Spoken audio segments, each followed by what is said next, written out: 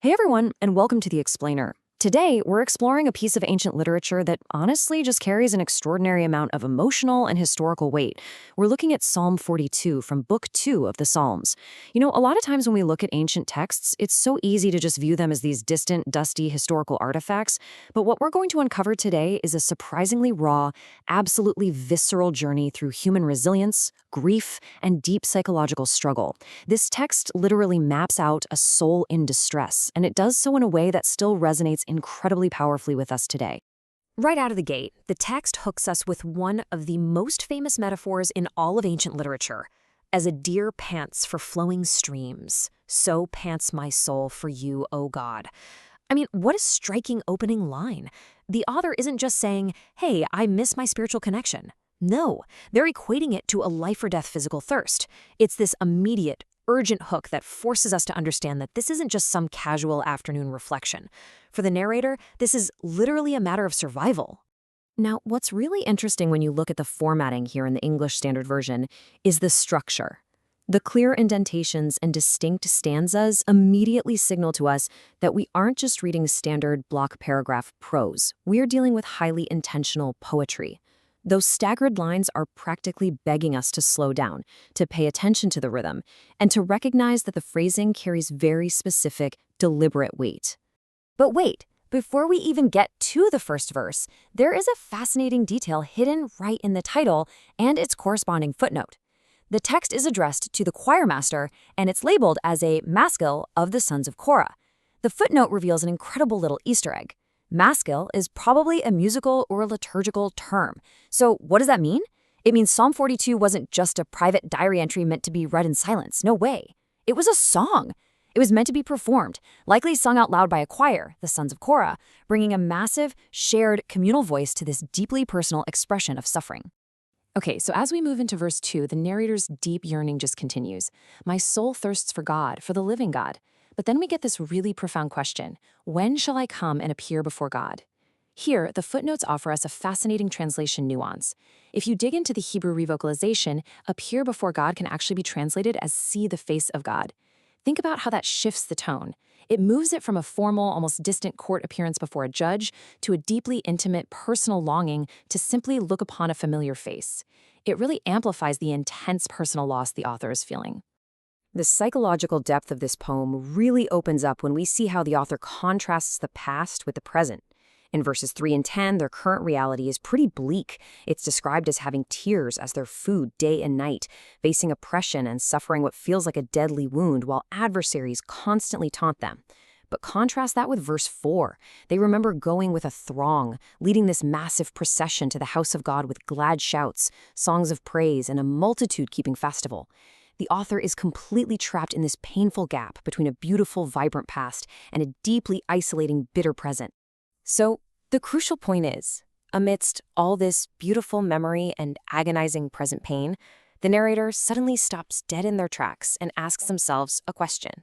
Why are you cast down, O my soul, and why are you in turmoil within me? This perfectly establishes the core tension of the text. It acts as the grounding chorus of the entire psalm. The narrator is actively interrogating their own depression and anxiety, almost stepping outside of their own body to examine their internal turmoil. But, the chorus doesn't just stop at the question, it immediately pivots to an answer. Or actually, scratch that, it's more like a command. The psalmist says directly to their own soul, hope in God, for I shall again praise him, my salvation and my God. This is an absolutely profound moment of resilience. Despite the overwhelming sorrow, despite literally eating their own tears, the narrator is actively commanding their soul to choose hope. It's not some magical fix to their sadness, it's a deliberate, willful choice to anchor themselves to a future where praise is possible again. All right, moving to verse 6, the author realizes their soul is still cast down, so they try another grounding technique. They start mapping out the specific physical locations of their grief. They say, therefore I remember you from the land of Jordan and of Hermon, from Mount Mizar. They are far, far away from the temple, miles from the festival multitudes they just remembered. By naming these distant, rugged geographical features, the author grounds their feelings of spiritual isolation in actual, literal, physical distance. We can essentially map out exactly how far away they feel from where they want to be. Then, in verse 7, we hit this incredibly evocative line. Deep calls to deep at the roar of your waterfalls. The imagery here is just overwhelming. The author is using the chaotic, deafening roar of a waterfall to describe their own internal state. It's that horrible feeling of being entirely swallowed up by grief, where the depth of their sorrow is just echoing back to the depth of their despair. Let's look a little closer at the natural forces detailed in this section. The author says, "All your breakers and your waves have gone over me." Notice the dramatic shift in the water metaphor here. Back in verse 1, water was this life-giving, flowing stream that the deer desperately panted for. It was salvation. But now, the water has completely transformed into a destructive force. Roaring waterfalls, crashing breakers, and waves going right over their head. The very thing they are thirsting for feels exactly like the thing that is currently drowning them. And this brilliantly illustrates how, to survive this overwhelming flood, the author relies on what we might call an anchor of time. Look at verse 8. They establish a steady rhythm of divine connection that persists straight through the chaos. By day, the Lord commands his steadfast love, and at night, his song is with me, a prayer to the God of my life. Even while feeling like they are literally drowning under breakers and waves, they desperately hold on to this day and night rhythm of love and song just to keep themselves tethered. But look, healing is rarely a straight line, right? And the text is incredibly honest about that. In verses 9 and 10, the wave of despair returns with a vengeance. The author cries out, "Why have you forgotten me? Why do I go mourning?" Those dark feelings of abandonment just rush right back in. And it gets worse. They describe the daily taunts of their adversaries asking, "Where is your God?" as being like a deadly wound in their bones. The emotional pain is so sharp, so intense, it actually translates into a phantom physical agony. Let's move to and see how this builds, because since healing isn't linear, verse 11 brings us right back to that recurring refrain. "Why are you cast down, O my soul, and why are you in turmoil within me? Hope in God, for I shall again praise him, my salvation and my God." This perfectly demonstrates the oscillation arc of grief.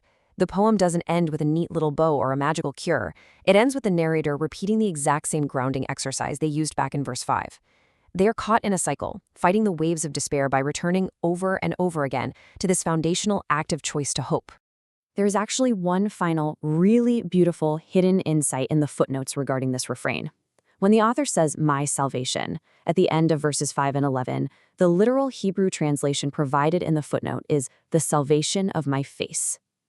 Think back to verse 2, where they longed to see the face of God.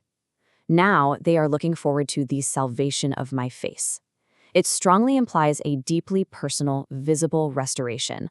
The author isn't just asking for their external circumstances to change, they are asking for the light to return to their own eyes, for the physical manifestation of their grief to just be washed away. So, this ancient song leaves us with a truly profound blueprint for psychological resilience. It doesn't shy away from the brutal, drowning realities of grief for a second, but it constantly fights back with structured, chosen hope. I want to leave you with a question to ponder as we wrap up this explainer. When the breakers and waves feel like they are crashing over you, how do you balance your own deep internal turmoils with the active daily choice to command your soul to hope?